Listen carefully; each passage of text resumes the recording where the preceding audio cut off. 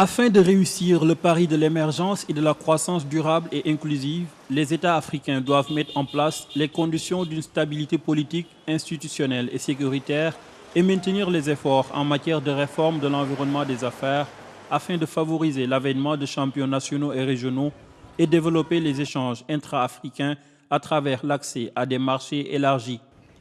Ces mesures ont été déclinées à l'issue des travaux de la 3e édition de la conférence internationale sur l'émergence de l'Afrique qui vient de se tenir à Diamniadio, à une trentaine de kilomètres de la capitale sénégalaise, Dakar. Je pense que le problème que nous avons aujourd'hui, c'est how to move from vision to action, le pragmatisme. How to make things happen. On a beaucoup réfléchi. Les modèles sont là.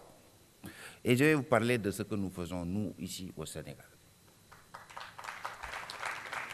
Avec le plan Sénégal émergent, qui est l'ambition portée par le président Macky Sall de faire de notre pays un Sénégal émergent à l'horizon 2035. On ne peut pas émerger si on n'a pas des citoyens en bonne santé. La santé est une des priorités, de nos priorités en matière de promotion du capital humain. Avant d'aller à l'école, il faut d'abord avoir une bonne santé. Je pense que ça, c'est une priorité et on est en train de rattraper au plan infrastructurel beaucoup de choses ici, dans notre pays. Mais dans notre pays, on a beaucoup d'agrégés en philosophie. C'est très bien, il en faut.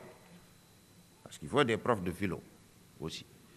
Mais on a très peu de ferrailleurs, on a très peu de soudeurs métalliques, on a très peu de plombiers.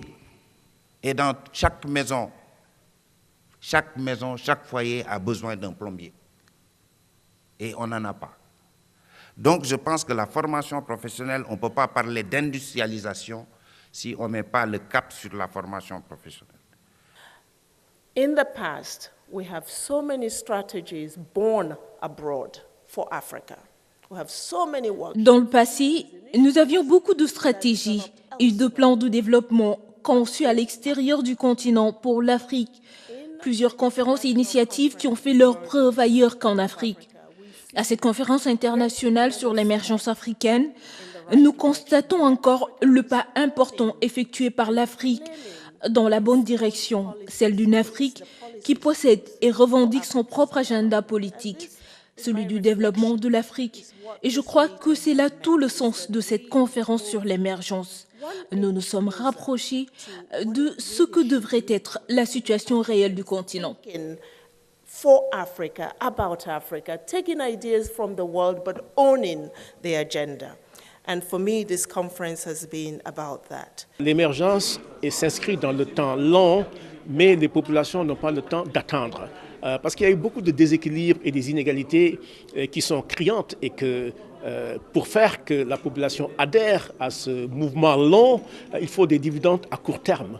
Et c'est pourquoi ici, on a toujours salué les programmes que le Sénégal a enclenchés, comme le programme d'urgence de développement communautaire qui répond à une demande d'urgence.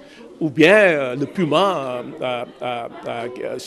ou bien la question sur le développement des zones frontalières. Ce sont des déséquilibres qui font que, qui peuvent avoir des effets intensément négatifs sur le contrat social. Donc il faut investir rapidement et d'urgence dans la correction de ces déséquilibres pour que ça ne perturbe pas le chemin long qui est le chemin de l'émergence.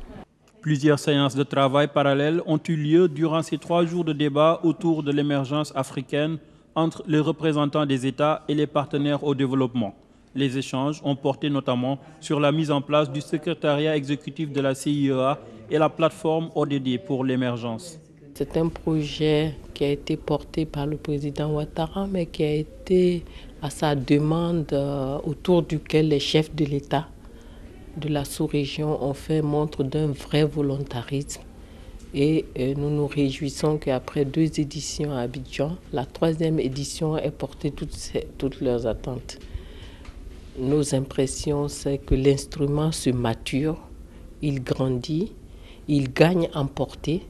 Et c'est vraiment de notre responsabilité de faire en sorte que ces instruments deviennent désormais pérennes. C'est l'un des forums, peut-être le seul, où l'Afrique se retrouve à un sommet, à un niveau très important pour échanger et débattre de son émergence, avec l'appui à la fois des pays émergents, mais également avec l'appui des pays développés au niveau de la réflexion. Il est important que nous puissions contenir avec cet instrument, nous puissions le faire grandir et que nous puissions le professionnaliser davantage. Et je pense que l'édition de Dakar est dans cette dynamique. This was the third edition of the International Conference of Emergence in Africa. C'est la troisième fois que la conférence internationale sur l'émergence de l'Afrique est organisée.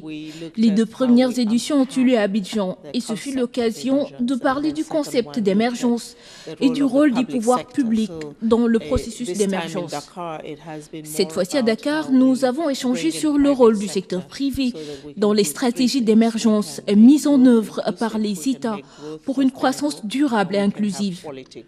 Le Programme des Nations Unies pour le développement est l'une des 3 institutions qui soutient cette initiative.